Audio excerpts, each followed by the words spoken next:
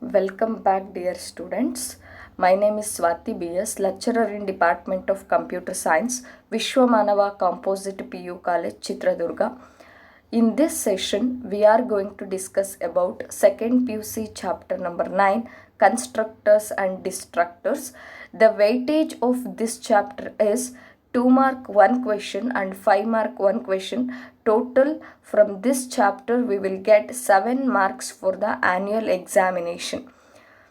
So before going to start this session, in the previous chapter, that means function overloading and member functions, we discussed about different forms of functions. That means overloaded functions andre ಏನು ಅಂತ ಕಲ್ತಿದ್ದೀವಿ, and we discussed about inline functions, and we also know about the friend functions in the previous chapter. But in this session, we have to learn about constructors and destructors. These constructors and destructors also a form of functions or the special type of functions.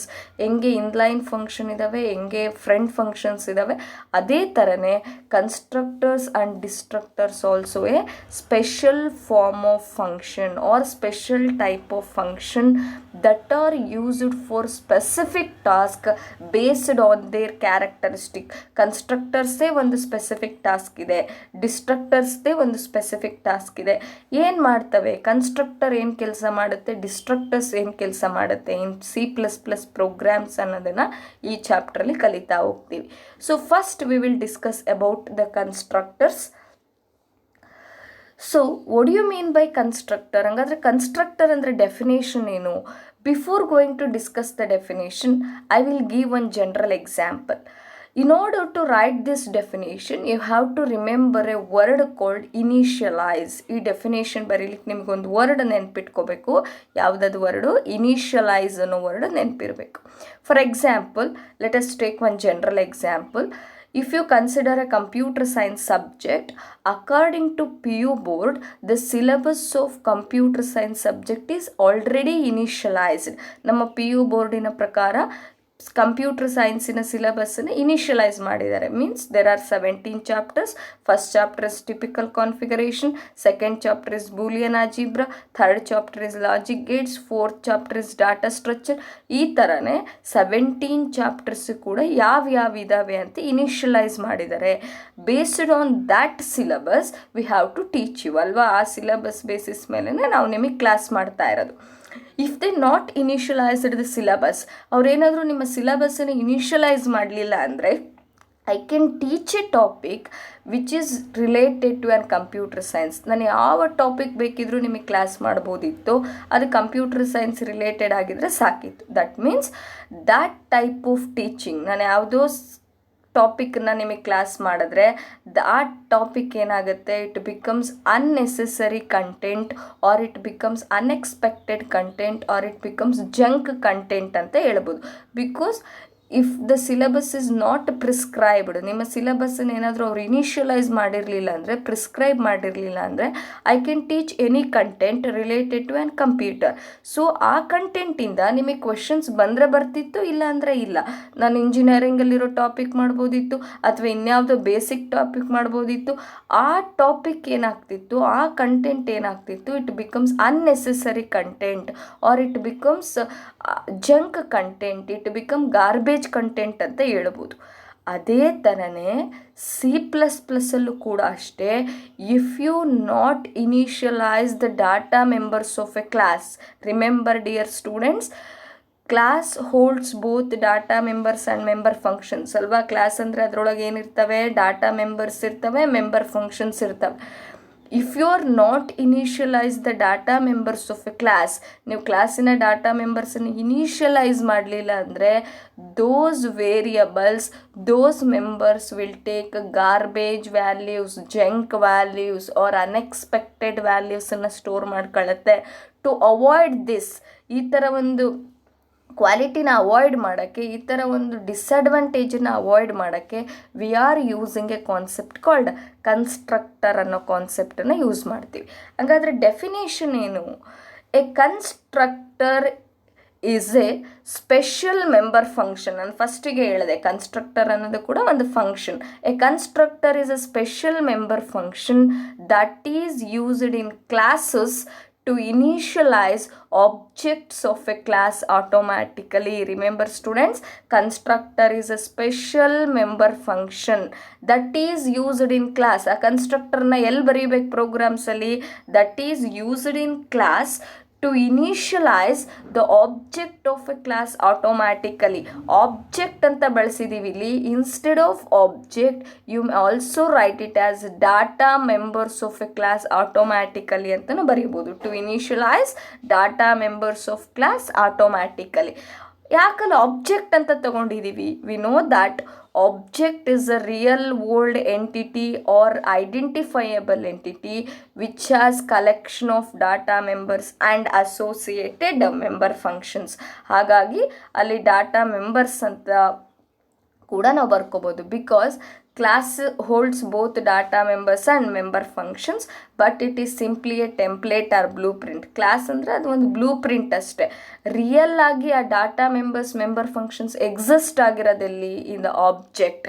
ಆ data members member functions exist ಆಗಿರೋದು ಆಬ್ಜೆಕ್ಟಲ್ಲಿ ಅಂತ ಹೇಳ್ತೀವಿ. So that a constructor is a special member function that is used in classes to initialize objects of a class automatically, or you may write it as a constructor is a special member function that is used in classes to initialize data members of a class automatically.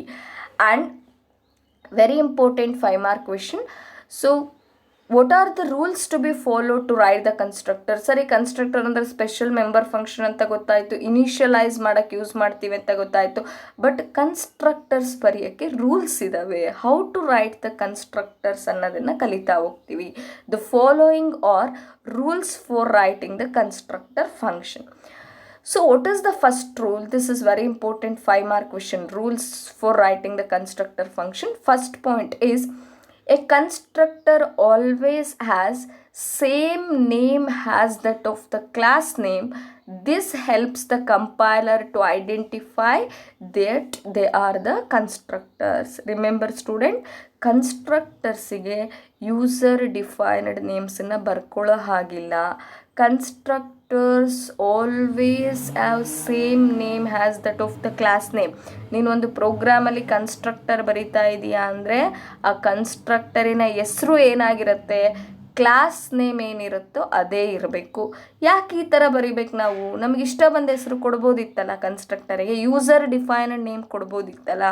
Because it will become easier to identify this or the constructor. ನಮಗೆ constructor ಅಂತ ಗೊತ್ತಾಗಬೇಕು ಬೇಗ ಅಂತಲೇ, that means ಕಂಪೈಲರಿಗೆ constructor ಅಂತ identify ಆಗಬೇಕು ಅಂತಲೇ class ನೇಮನ್ನು constructor ನೇಮಿಗೆ ಕೊಟ್ಟಿರ್ತಾರೆ. And there is no return type for the constructor as those will not return any values. We know that functions ಬರೆಯುವಾಗ ನಾವು ಯೂಸ್ ಮಾಡಿದ್ದೀವಿ void get data. void is a return type. ಅಲ್ಲಿ get data ಅನ್ನೋದೇನು, function name.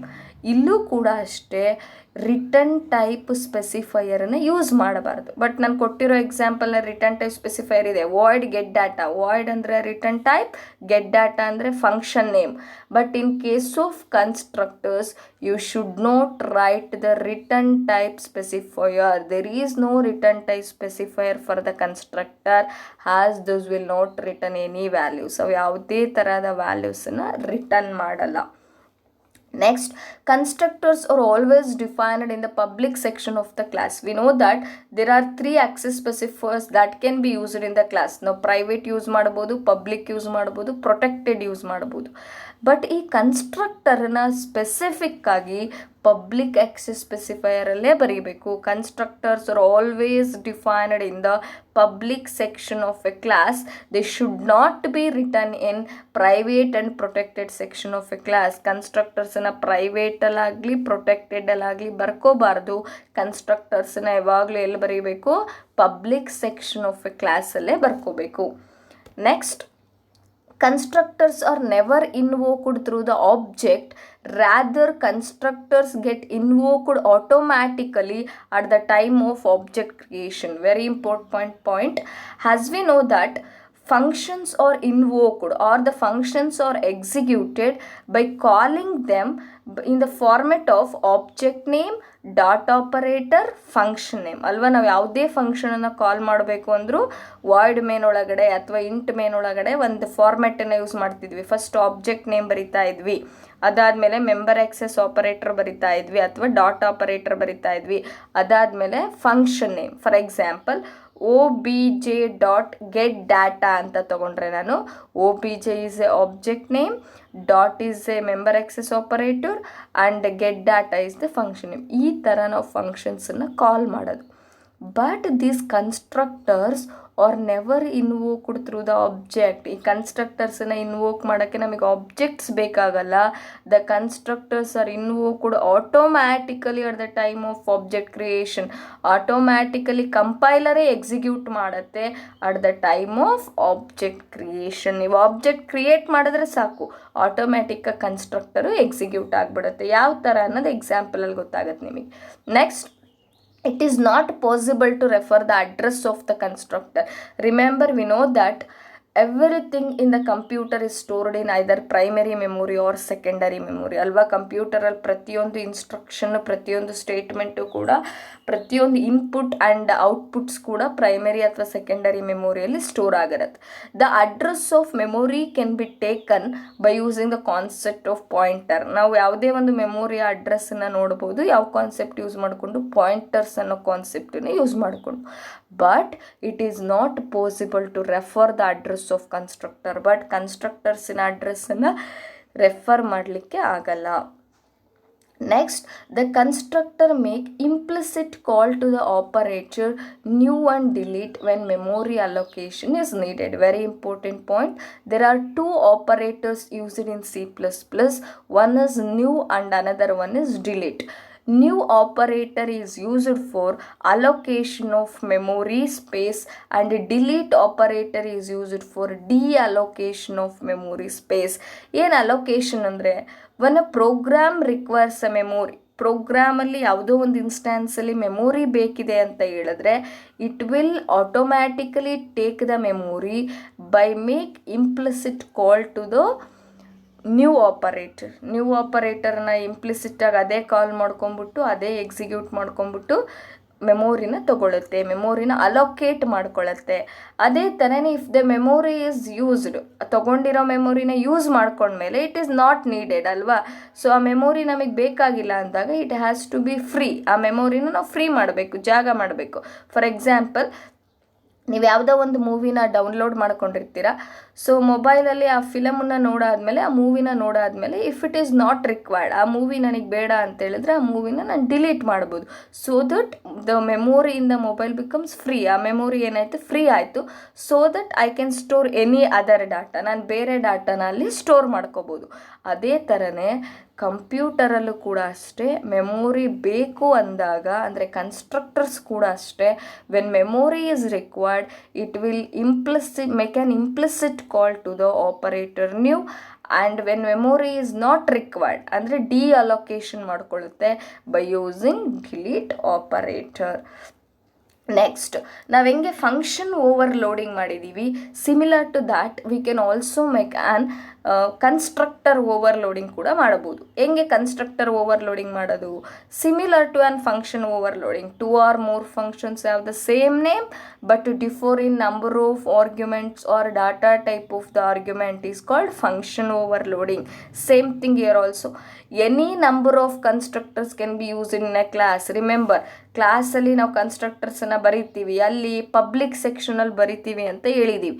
It is we can write any number of constructors. ಒಂದೇ constructor ಬರೀಬೇಕು, ಎರಡೇ constructor ಬರೀಬೇಕು ಅಂತೇನು ರೂಲ್ ಇಲ್ಲ. We may write any number of constructors in the class, but varying with difference ಯಾವುದ್ರಲ್ಲಿ ಇರಬೇಕು, number of arguments or data type of the argument, but same name of constructor remains same. ಆ ಕನ್ಸ್ಟ್ರಕ್ಟರಿನ name ಏನಿರಬೇಕು, same ಇರಬೇಕು. Name of the constructor remains same. Hence the constructor Ken made B overloaded. ಈ ಥರ ನಾವು ಕನ್ಸ್ಟ್ರಕ್ಟರ್ಸನ್ನ ಏನು ಮಾಡ್ಬೋದು, ಓವರ್ಲೋಡ್ ಮಾಡ್ಬೋದು. Any number of constructors can be used in the class but varying with number of arguments or data type of the argument, but the name of the constructor remains same. ನೀನು 3 constructor ತಗೋತಾ ಇದೆಯಾ ಅಂದರೆ if you are taking 3 constructors, all the 3 constructors should have the class name, because constructor ಅಂದರೆ ಅದು class ನೇಮೇ ಕೊಡಬೇಕು.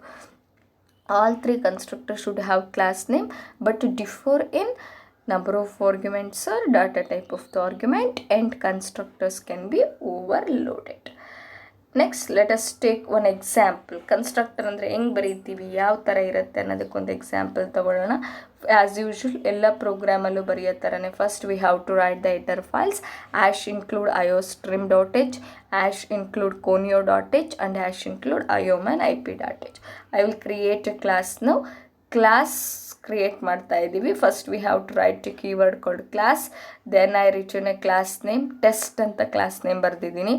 In that under the private access specifier I taken 2 variables, declaration of data members ಬರ್ಕೊಂಡಿದ್ದೀನಿ, ಒಂದು A ಇನ್ನೊಂದು B.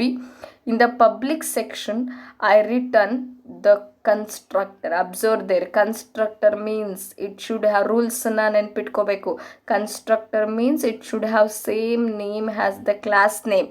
So when you see here, so constructor is having same name has the class name. ಇಲ್ಲಿ test ಅಂತ class name ಇದೆ, ಅದೇ ನೇಮನ್ನ ಇಲ್ಲಿ ಬಳಸಿದ್ದೀವಿ. But it is a function, constructor ಅನ್ನೋದು ಫಂಕ್ಷನ್ ಆಗಿರೋದ್ರಿಂದ ಅದ್ರ ಮುಂದ್ಗಡೆ ಓಪನ್ ಆ್ಯಂಡ್ ಕ್ಲೋಸ್ ಬ್ರಾಕೆಟ್ ಇರಲೇಬೇಕು. Means constructor should have same name as the class name. ಇಲ್ಲೂ ಟೆಸ್ಟ್ ಅಂತಲೇ ಇದೆ, ಇಲ್ಲೂ ಟೆಸ್ಟ್ ಅಂತಲೇ ಇದೆ. So it identified as a constructor. And ಕನ್ಸ್ಟ್ರಕ್ಟರ್ನ ಏನಕ್ಕೆ ಬಳಸ್ತೀವಿ, ಡೆಫಿನೇಷನಲ್ಲಿ ಓದಿದ್ದೀವಿ. Use to initialise the data members of a class automatically are the objects of a class automatically. ನೋಡಿ, what are the data members in this, ಇದರೊಳಗಡೆ data members ಏನಿದಾವೆ ಇಲ್ಲಿ. So the data members are int a int b are the data members. Green ಕಲರಲ್ಲಿ mark ಮಾಡಿದ್ದೀನಿ ನೋಡಿ, int a, int b. ಆ a ಮತ್ತು ಬಿನ ನಾವೇನು ಮಾಡಬೇಕು, ಇಲ್ಲಿ ಇನಿಷಿಯಲೈಸ್ ಮಾಡ್ಕೋಬೇಕು. A is equal to 10, b is equal to 20 ಅಂತ ಇನಿಷಿಯಲೈಸ್ ಮಾಡಿದ್ದೀನಿ. Then so void display, I taken one more normal function. void is the return type specifier, display is the function name. in this we are displaying the values of a and b. a b values ಏನು initialise ಮಾಡ್ಕೊಂಡಿದ್ದೀವಿ ಅದನ್ನು display ಮಾಡ್ತೀವಿ. a is equal to double quotation ಅಲ್ಲಿ ಇದೆ, as it is displayed on the output screen. Next a ಅಂತ ಇದೆ, a it is not included with a double quotation, ಅದಕ್ಕೆ double quotation ಬರ್ದಿಲ್ಲ.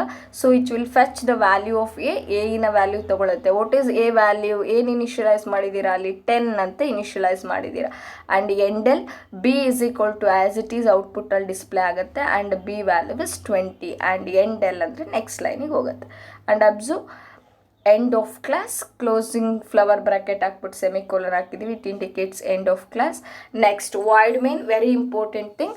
inside the void main we know that every program starts its execution from the void main ಅಲ್ವಾ. ಪ್ರತಿಯೊಂದು program ಕೂಡ ಅದರ ಎಕ್ಸಿಕ್ಯೂಷನನ್ನು ಇಲ್ಲಿಂದ start ಮಾಡುತ್ತೆ, void main ಇಂದ start ಮಾಡುತ್ತೆ. now observe, inside the void main I am creating the object. ಒಂದು ಆಬ್ಜೆಕ್ಟನ್ನು create ಮಾಡ್ಕೋತಾ ಇದ್ದೀನಿ. How to create the object, first we have to write class name. What is the class name here, test is the class name and object name is T. Object name ಏನಂತ ತಗೋದೀನಿ, T ಅಂತ ತಗೊಂಡಿದ್ದೀನಿ. Listen dear students, ನಾವು ರೂಲ್ಸಲ್ಲಿ ಹೇಳಿದ್ದೀವಿ. So when the object is created, object create ಆದ ತಕ್ಷಣವೇ automatically the constructor will invoke object. ಇಲ್ಲಿ ಆಬ್ಜೆಕ್ಟ್ ಡಾಟ್ ಟೆಸ್ಟ್ ಅಥವಾ ಟಿ ಡಾಟ್ ಟೆಸ್ಟ್ ಅಂತ ಬರೆಯೋ ಅವಶ್ಯಕತೆ ಇಲ್ಲ, because constructors are invoked automatically when the object is created. ಇಲ್ಲಿ ಟೆಸ್ಟ್ ಟಿ ಅಂತ ನೀವು ಕ್ರಿಯೇಟ್ ಮಾಡಿದ ತಕ್ಷಣವೇ T is the object create ಆದ ತಕ್ಷಣವೇ ಕನ್ಸ್ಟ್ರಕ್ಟರಿಗೆ ಹೋಗ್ಬಿಡುತ್ತೆ. So a is equal to 10 and b is equal to 20 ಅಂತ ಇನಿಷಿಯಲೈಸ್ ಆಗುತ್ತೆ. Next clear screen. After thus invoking the normal functions. ನೋಡಿ, ನಾರ್ಮಲ್ ಫಂಕ್ಷನ್ಸ್ನಾದರೆ ನಾವು ಇನ್ವೋಕ್ ಮಾಡಲೇಬೇಕು by using what object, T dot get data ಅಂತ ಇನ್ವೋಕ್ ಮಾಡ್ಕೊಂಡಿದ್ದೀವಿ. ಇಲ್ಲಿ T dot get data ಅಂತ ಬರೋದ ತಕ್ಷಣವೇ control will transfer to get data function. Control get data ಫಂಕ್ಷನಿಗೆ ಹೋಗುತ್ತೆ. In that it will display the output. A is equal to 10, next ಲೈನಲ್ಲಿ B is equal to 20 ಅಂತ display ಆಗುತ್ತೆ. ನಾವು so get ch and close the bracket. You can see the output of this. Output A is equal to 10 and B is equal to 20. This is how the constructor will work. Let us discuss the next topic, need of constructor. ಅಂದರೆ ಹಂಗಾದರೆ ಕನ್ಸ್ಟ್ರಕ್ಟರ್ಸ್ನ ನಾವೇನಕ್ಕೆ use ಮಾಡ್ತೀವಿ? ನಾನು ಫಸ್ಟಿಗೆ ಹೇಳಿದ್ದೀನಿ, ಕನ್ಸ್ಟ್ರಕ್ಟರ್ಸ್ನ ಏನಾದರೂ ನಾವು use ಮಾಡಲಿಲ್ಲ ಅಂದರೆ, if you are not using the constructors in your program, the data members of a class or filled with the junk values or unexpected values ಅಲ್ವಾ? ಅದು ಕರೆಕ್ಟಾಗಿರೋ ವ್ಯಾಲ್ಯೂವಿಂದ ಫಿಲ್ ಆಗಲ್ಲ, ಗಾರ್ಬೇಜ್ ವ್ಯಾಲ್ಯೂಸನ್ನು ತಗೊಳುತ್ತೆ, ಜಂಕ್ ವ್ಯಾಲ್ಯೂಸನ್ನು ತಗೊಳುತ್ತೆ. If it take a junk values, it will affect the output or result. ನಮಗೆ output wrong ಬರೋ ಸಾಧ್ಯತೆ ಇರುತ್ತೆ. So that's why we have to discuss the need of constructor. As we know, constructors are needed in object oriented program. C++ andre it is one of the object oriented language. So constructors are needed in object oriented programs in order to avoid the storage of junk values or garbage values in data members of the object. ನಾನು already ಹೇಳಿರೋ ಥರನೇ ಕನ್ಸ್ಟ್ರಕ್ಟರ್ನ ಯಾಕೆ use ಮಾಡ್ತೀವಿ ಅಂದರೆ, to avoid the storage of ಯಾವ ಥರ values ನಮಗೆ ಬರಬಾರ್ದು ಪ್ರೋಗ್ರಾಮ್ಸಲ್ಲಿ, ಅಂದರೆ ಡಾಟಾ ಮೆಂಬರ್ಸಿಗೆ ಜಂಕ್ ವ್ಯಾಲ್ಯೂಸ್ ಅಥವಾ garbage values, unnecessary values, unexpected values store ಆಗಬಾರ್ದು. Where it should not be stored data members of a object. Next, the activity of initialization is performed through the constructor. ಈ initialisation ಮಾಡ್ತೀವಿ correct, ಅಂದರೆ garbage value store ಮಾಡಲಿಲ್ದಂಗೆ avoid ಮಾಡ್ಬೋದು correct. But by using which concept, the activity of initialisation is performed through the constructors which get invoked automatically upon the creation of object. ನಾನು last program explain ಮಾಡುವಾಗ ತೋರಿಸ್ದೆ ನಿಮಗೆ. Object create ಆದ ತಕ್ಷಣವೇ ಆಟೋಮ್ಯಾಟಿಕ್ಕಾಗಿ control ಎಲ್ಲಿಗೆ ಹೋಗುತ್ತೆ, constructor ಹತ್ರ ಹೋಗ್ಬಿಟ್ಟು ಇನಿಷಿಯಲೈಸ್ ಮಾಡ್ಕೊಳ್ಳುತ್ತಿಲ್ಲ. ಅದನ್ನು ಹೇಳ್ತಿರೋದು. The activity of initialisation is performed through the constructor which get invoked. ಆ ಇನಿಷಿಯಲೈಸ್ ಮಾಡಿರೋದು ಯಾವಾಗ ಎಕ್ಸಿಕ್ಯೂಟ್ ಆಗುತ್ತೆ? Automatically upon the creation of object. ನೀವು ಆಬ್ಜೆಕ್ಟ್ ಕ್ರಿಯೇಟ್ ಮಾಡಿದ ತಕ್ಷಣವೇ ಕಂಟ್ರೋಲು ಕನ್ಸ್ಟ್ರಕ್ಟರಿಗೆ ಹೋಗ್ಬಿಟ್ಟು ಎಕ್ಸಿಕ್ಯೂಟ್ ಆಗುತ್ತೆ. Next, very important 2 mark question, types of constructors. So the constructors are classified based on or depending upon the number of arguments and mode of assignment of values. Remember, very important concept, number of arguments. ಈ ಆರ್ಗ್ಯುಮೆಂಟ್ಸ್ನ ಎಲ್ಲಿ ಬರಿತೀವಿ? Already ನಾನು last ಕ್ಲಾಸಲ್ಲೂ ಹೇಳಿದ್ದೀನಿ. ಫಂಕ್ಷನಿನ ಮುಂದ್ಗಡೆ parenthesis ಇರುತ್ತಲ್ಲ, open and close brackets, ಆ parenthesis ಒಳಗಡೆ ನಾವೇನು ಬರ್ಕೋತೀವಿ? ಆರ್ಗ್ಯುಮೆಂಟ್ಸ್ ಬರಿತೀವಿ. Based on the number of ಆರ್ಗ್ಯುಮೆಂಟ್ಸಿನ ಬೇಸಿಸ್ ಮೇಲೆ, ನಂಬರ್ ಆಫ್ ಆರ್ಗ್ಯುಮೆಂಟ್ಸಿನ ಬೇಸಿಸ್ ಮೇಲೆ ನಾವು ಕನ್ಸ್ಟ್ರಕ್ಟರ್ಸ್ನ ಕ್ಲಾಸಿಫೈ ಮಾಡ್ಕೊಂಡಿದ್ದೀವಿ. And one more way of classify the constructor is mode of assignment of constructor. ಅಂದರೆ ನಾವು ಕನ್ಸ್ಟ್ರಕ್ಟರಿಗೆ ಯಾವ ಥರ ವ್ಯಾಲ್ಯೂ ಪಾಸ್ ಮಾಡ್ತಾ ಇದ್ದೀವಿ, ಹೆಂಗೆ ವ್ಯಾಲ್ಯೂವನ್ನು ಪಾಸ್ ಮಾಡ್ತಾ ಇದ್ದೀವಿ ಅನ್ನೋದ್ರ ಮೇಲೆ, ಅಸೈನ್ ಮಾಡ್ತಾ ಇದ್ದೀವಿ ಅನ್ನೋದ್ರ ಮೇಲೆ ಕನ್ಸ್ಟ್ರಕ್ಟರ್ಸನ್ನು ಟೈಪ್ಸ್ ಆಗಿ ಮಾಡ್ಕೊಂಡಿದ್ದೀವಿ. And there are mainly 3 types of constructors.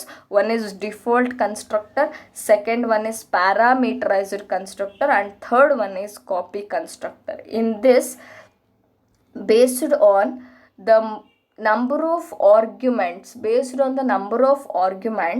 we classified the constructor into the default constructor and parameterized constructor. ಈ ಡಿಫಾಲ್ಟ್ ಮತ್ತು ಪ್ಯಾರಾಮೀಟರೈಸ್ಡ್ ಕನ್ಸ್ಟ್ರಕ್ಟರನ್ನು depending upon number of arguments ಮೇಲೆ ಕ್ಲಾಸಿಫೈ ಮಾಡಿದ್ದೀವಿ. Depending upon mode of assignment of values, we classified the constructor into the copy constructor. ಅದ್ರ basis ಮೇಲೆ copy constructor ಅಂತ ಮಾಡ್ಕೊಂಡಿದ್ದೀವಿ. Means number of argument basis ಮೇಲೆ default constructor and parameterised constructor ಅಂತ ಮಾಡ್ಕೊಂಡಿದ್ದೀವಿ. Mode of ಅಸೈನ್ಮೆಂಟಿನ basis ಮೇಲೆ copy constructor ಅಂತ ಮಾಡ್ಕೊಂಡಿದ್ದೀವಿ.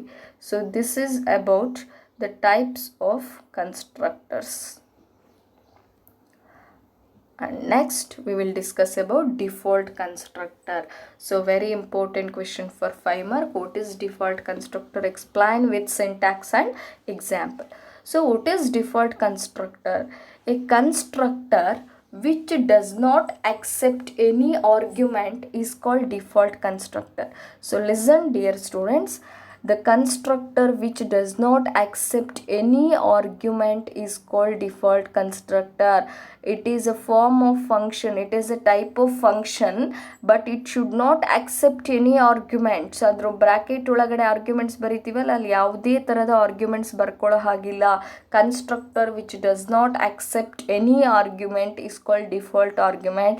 It is also known as zero parameterized constructor. It is also known as zero parameterized constructor. Arguments ಅಂದ್ರು ಒಂದೇ, parameters ಅಂದ್ರು ಒಂದೇ. Remember, we are frequently using those words. ಕೆಲವೊಂದ್ಸಲ ಆರ್ಗ್ಯುಮೆಂಟ್ಸ್ ಅಂತ ಯೂಸ್ ಮಾಡ್ತೀವಿ, ಕೆಲವೊಂದ್ಸಲ ಪ್ಯಾರಾಮೀಟರ್ಸ್ ಅಂತ ಯೂಸ್ ಮಾಡ್ತೀವಿ. ಸೊ ಆರ್ಗ್ಯುಮೆಂಟ್ಸ್ ಅಂದ್ರು ಒಂದೇ, ಪ್ಯಾರಾಮೀಟರ್ಸ್ ಅಂದ್ರು ಒಂದೇ. ಸೊ ಯಾವ ಕನ್ಸ್ಟ್ರಕ್ಟರಲ್ಲಿ ಆರ್ಗ್ಯುಮೆಂಟ್ಸ್ ಇರೋದಿಲ್ವೋ ಅಂಥ ಕನ್ಸ್ಟ್ರಕ್ಟರ್ಸನ್ನ ಏನಂತ ಕರಿತೀವಿ? Default constructor. A constructor which does not accept any argument is called default constructor. So it is also known as zero parameterized constructor. ಅದರೊಳಗೆ ಯಾವುದೇ ಥರದ ಪ್ಯಾರಾಮೀಟರ್ಸ್ ಇರಲ್ಲ, ಆರ್ಗ್ಯುಮೆಂಟ್ಸ್ ಇರಲ್ಲ. ಆ್ಯಂಡ್ ಡಿಫಾಲ್ಟ್ ಕನ್ಸ್ಟ್ರಕ್ಟರ್ ಏನೇನು ಫೀಚರ್ ಇದೆ, ಏನೇನು ಕ್ಯಾರೆಕ್ಟರಿಸ್ಟಿಕ್ಸ್ ಇದೆ ಹಂಗಾದರೆ, the first characteristic is for every object created this constructor is automatically created. ನಾವು ಹೇಳ್ಬಿಟ್ಟಿದ್ದೀವಿ ಕನ್ಸ್ಟ್ರಕ್ಟರ್ಸ್ನ ಇನ್ವೋಕ್ ಮಾಡೋಕ್ಕೆ ನಮಗೆ ಆಬ್ಜೆಕ್ಟ್ ನೇಮ್ ಬೇಕಾಗಲ್ಲ. When the object is created, ಆಬ್ಜೆಕ್ಟನ್ನು ನೀವು ಕ್ರಿಯೇಟ್ ಮಾಡಿದ್ರೆ ಸಾಕು, it will automatically execute the constructor or it will automatically call the constructor. Default constructor will not have any arguments. ನಾವು ಡೆಫಿನೇಷನಲ್ಲೇ ಹೇಳ್ಬಿಟ್ಟಿದ್ದೀವಿ, ಡಿಫಾಲ್ಟ್ ಕನ್ಸ್ಟ್ರಕ್ಟರ್ ಅಂದರೆ ಅದಕ್ಕೆ ಯಾವುದೇ ಥರದ ಆರ್ಗ್ಯುಮೆಂಟ್ಸ್ನ ಕೊಡೋ ಹಾಗಿಲ್ಲ. Default constructor cannot be overloaded. ಏನು ಓವರ್ಲೋಡಿಂಗ್ ಅಂದರೆ, 2 or more functions have same name but differ in number of arguments or data type of argument. ಇಲ್ಲ ಆರ್ಗ್ಯುಮೆಂಟೇ ಇರಲ್ಲ, there is no arguments ಅಂತ ಹೇಳಿದ್ರೆ it is not possible to overload the constructor. There can be only one default constructor in a class definition. Default constructor ನಾವು 2 3 ಬರೆಯೋಕ್ಕೆ ಬರಲ್ಲ. Class ಒಳಗಡೆ ಯಾವಾಗಲೂ only one default constructor can be define. Means there can be only one default constructor in class definition. ಹಂಗಾದರೆ what is the syntax? ಸಿಂಟ್ಯಾಕ್ಸನ್ನು ಕಲಿತಾ ಹೋಗೋಣ. You can observe here. First I return a class name. Class ಅಂತ keyword ಬರೀಬೇಕು. Class name is user defined name. You can give any name. And inside this private ಒಳಗಡೆ data members declaration ಮಾಡ್ಕೊತೀವಿ. Public ಸೆಕ್ಷನಲ್ಲಿ constructor ಬರಿತೀವಿ. Constructor means it is having same name has the class name and it should not have the return type specifier. ನೋಡಿ ಅಲ್ಲಿ ನಾನು void int ಅಂತ ಏನು return type ಬರ್ಕೊಂಡಿಲ್ಲ, ಇಲ್ಲಿ ಬರೀ ಕ್ಲಾಸ್ ನೇಮ್ ಅಷ್ಟೇ ಬರೆದಿದ್ದೀನಿ. You can observe.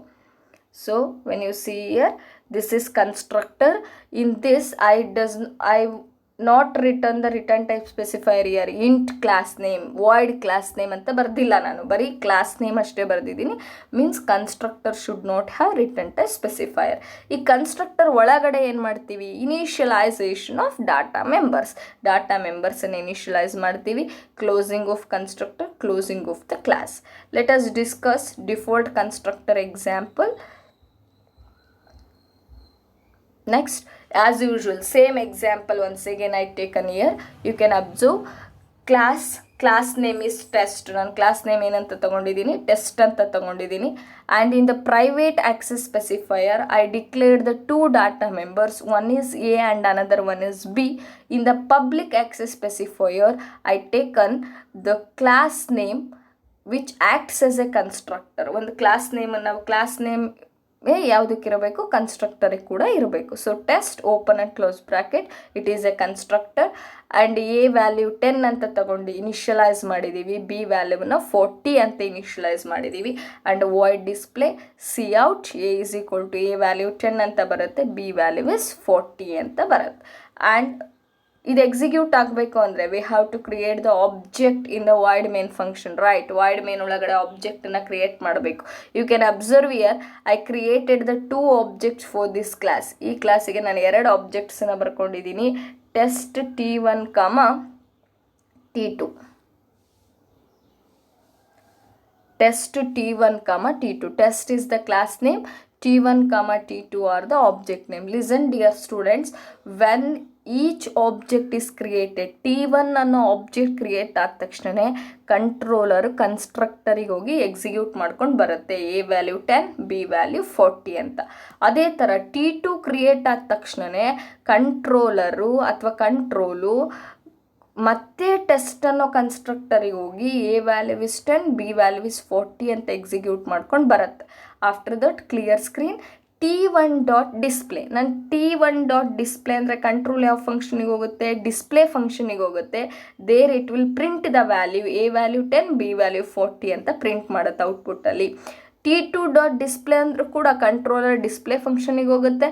T2.display ಅಂದರೆ ಡಿಸ್ಪ್ಲೇ ಫಂಕ್ಷನಲ್ಲಿ A ವ್ಯಾಲ್ಯೂ 10 ಅಂತ ಪ್ರಿಂಟ್ ಆಗುತ್ತೆ, B ವ್ಯಾಲ್ಯೂ ಅಗೈನ್ 40 ಅಂತ ಪ್ರಿಂಟ್ ಆಗುತ್ತೆ. You can see output A is equal to 10, B is equal to 40. A is equal to 10, B is equal to 40 because we initialized A and B as 10.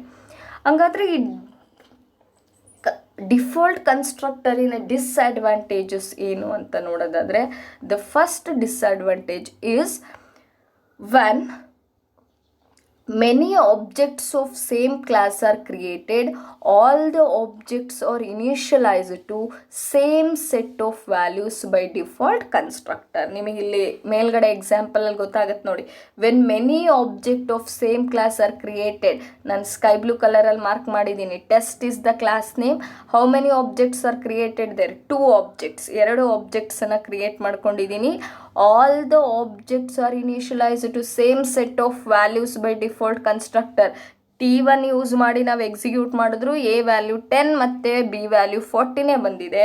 T2 use ಮಾಡಿ ನಾವು execute ಮಾಡಿದ್ರು ಕೂಡ A value is 10 and B value is 40. Means all the objects are initialised to same set of values. ನೀನು T3 ಅಂತ ಇನ್ನೊಂದು object ಬರೆದ್ರು ಕೂಡ A value 10 ಬರುತ್ತೆ, B ವ್ಯಾಲ್ಯೂ 40 ಬರುತ್ತೆ ಇನ್ case of default constructor. And next disadvantage is it is not possible to initialize different object with different initial values using default constructor.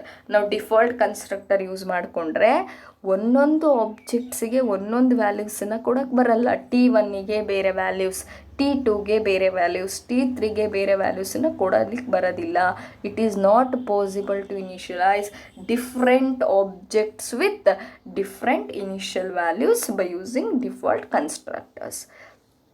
Next second type, parameterized constructor. Again very important question for 5 mark. So explain parameterized constructor with syntax and example. What is parameterized constructor?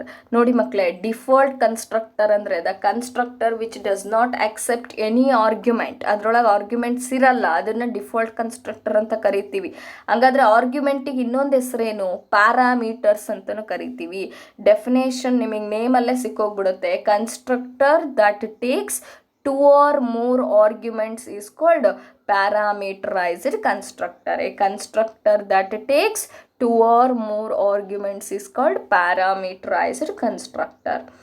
Next, it is possible to initialize different objects with different values. ಇದು ಯಾವುದ್ರಲ್ಲಿ disadvantage? Default ಕನ್ಸ್ಟ್ರಕ್ಟರಲ್ಲಿ disadvantage. It is not possible to initialise different objects with different values. But ಆ ಡಿಸ್ಅಡ್ವಾಂಟೇಜಸ್ನ ಪ್ಯಾರಾಮೀಟರೈಸ್ಡಲ್ಲಿ overcome ಮಾಡಿದ್ದಾರೆ. It is possible to initialise different objects with different values. And parameterized constructors also invoked automatically when the objects with arguments are created. The parameters are used to initialize the object. As we know, when the object is created, automatically the constructor will invoke ಅಲ್ವಾ. Object create ಮಾಡಿದ ತಕ್ಷಣನೇ ಯಾವ್ದು execute ಆಗುತ್ತೆ? Constructor execute ಆಗುತ್ತೆ. Parameterised constructor ಕೂಡ ಅಷ್ಟೇ. These are also invoked automatically. But object create ಮಾಡ್ತಿರಲ್ಲ ನೀವು, ಆಬ್ಜೆಕ್ಟಿನ ಜೊತೆಗೆ ಆರ್ಗ್ಯುಮೆಂಟ್ಸ್ನ ಕ್ರಿಯೇಟ್ ಮಾಡಬೇಕು. ಹೆಂಗೆ ಕ್ರಿಯೇಟ್ ಮಾಡೋದು ಅನ್ನೋದು ನಿಮಗೆ ಎಕ್ಸಾಂಪಲಲ್ಲಿ ಗೊತ್ತಾಗುತ್ತೆ. Whenever the objects with arguments are created, then automatically invokes the parameterised constructor. Next, parameterised ಕನ್ಸ್ಟ್ರಕ್ಟರ್ಗೆ ಕ್ಯಾರೆಕ್ಟರಿಸ್ಟಿಕ್ಸ್ ಏನು? The parameterised constructor can be overloaded. ನೋಡಿ ಮಕ್ಕಳೇ, ಇದನ್ನು ಡಿಫಾಲ್ಟ್ ಜೊತೆಗೆ ನೀವು ಕಂಪೇರ್ ಮಾಡಬೇಕು. Default constructors cannot be overloaded because they doesn't have the arguments. ಅವಕ್ಕೆ ಆರ್ಗ್ಯುಮೆಂಟ್ಸೇ ಇರಲ್ಲ, ಸೊ ಅವನು ಓವರ್ಲೋಡ್ ಮಾಡೋಕ್ಕೆ ಬರಲ್ಲ. But parameterised constructors can be overloaded because they have the arguments ಇರೋದ್ರಿಂದ ನಾವು ಓವರ್ಲೋಡ್ ಮಾಡ್ಬೋದು. Parameterised constructor will have one or more arguments. Parameterised constructor ಅಂದರೆ compulsory one or more arguments ಇರಲೇಬೇಕು. Next, parameterized constructors can be many in class definition. You remember, default constructor should be only one. Default constructor ಆದರೆ class ಒಳಗಡೆ ಎಷ್ಟು ಬರೀಬೋದು? ಒಂದೇ default constructor ಬರೀಬೇಕು. But in case of parameterised constructor there can be many parameterised constructor in the class. 2, 3, 5 ಎಷ್ಟು ಬೇಕಿದ್ರೂ parameterised ಕನ್ಸ್ಟ್ರಕ್ಟರ್ಸ್ನ ಬರ್ಕೋಬಹುದು. And next, syntax of parameterized constructor: class name, in the private section data members declaration, and in the public section class name andre it indicates constructor. Very important point, in front of that andre parenthesis ಒಳಗಡೆ argument ಲಿಸ್ಟನ್ನು ಬರ್ಕೊಂಡಿದ್ದೀವಿ. And initialisation of data members. Constructor ಅಂದರೆ ಏನು ಮಾಡಬೇಕು? Initialisation of data members and closing of the class. And next, invoking parameterised constructors. Parameterised constructor ಅಂದರೆ compulsory arguments ಇರುತ್ತೆ. So ಈ parameterised ಕನ್ಸ್ಟ್ರಕ್ಟರ್ಸ್ನ ನಾವು ಕಾಲ್ ಮಾಡಬೇಕು ಅಂದರೆ, ಇನ್ವೋಕ್ ಮಾಡಬೇಕು ಅಂದರೆ, those are also invoked at the creation of object with arguments. ಆಬ್ಜೆಕ್ಟಿನ ಜೊತೆಗೆ ಆರ್ಗ್ಯುಮೆಂಟ್ಸ್ನು ಕೂಡ ಇಟ್ಕೊಂಡು ನಾವು ಇನ್ವೋಕ್ ಮಾಡಬೇಕು. Because of that, ಇನ್ವೋಕಿಂಗ್ A parameterised constructor we are having 3 methods. To invoke a parameterized constructor we are having 3 different methods. One is explicit call, and another one is implicit call, and third one is initialization at the time of object creation or at the time of object declaration with equal operator or assignment operator. Very important 2-mark question. What is parameterized constructor? Mention the methods of invoking it ಅಂತ ಕೇಳ್ತಾರೆ. First one is explicit, second one is implicit, and third one is initialization at the time of object creation with assignment operator or equal operator. How to invoke parameterized constructor by using these methods ಅನ್ನೋದನ್ನು next ಸೆಷನಲ್ಲಿ ಕಲಿತಾ ಹೋಗೋಣ. Very important question bank, 2-mark questions and 5-mark questions. So first question, what is constructor? Mention the types of constructor. Constructor definition ಬರೆದ್ಬಿಟ್ಟು types ಬರ್ಕೋಬೇಕು. And what is default constructor? Mention the characteristics of default constructor. Third one is define parameterized constructor and write its syntax. Mention the different methods of invoking parameterized constructor. And fifth one is write the characteristics of parameterized constructor. 5-mark questions. Write the very important 5-mark question. Write the rules for naming constructor or characteristics of constructor. Explain the default constructor with syntax and example. So thank you dear students. This chapter contains parameterized constructor, copy constructor, and constructor overloading. And one more topic we have to discuss is destructors. In 4 topics that will continues in video 2. Thank you one and all.